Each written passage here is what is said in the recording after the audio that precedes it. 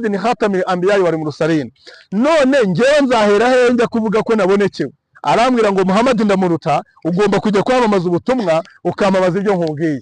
ndangije navuga okay kugira ngo mukire nyabivuze mu mutima kugira ngo mukire uyu mugabo reka mureka mbwira ibyo ashaka arambaza ni ati wamenye namubwira ngo ntabwo nakumenye arangije arambwira ngo inni ismu limasihu Isa ibn Maryam rasulullah arambwira ngo jewe ndi Yesu muri icyo kigari.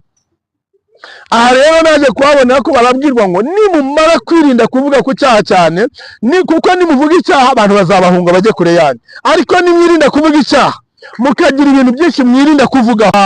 Anyereka abantu bakora ibitangaza abari bamaze kurahira hariya imbere y'uwo mugabo bamaze kurahira babona bakora ibitangaza byabigatangaza bamanura bakora abantu bakabakoraho abantu bakitura hasi abantu bagahungabana mu mitima no ku mubiri ibyo bitangaza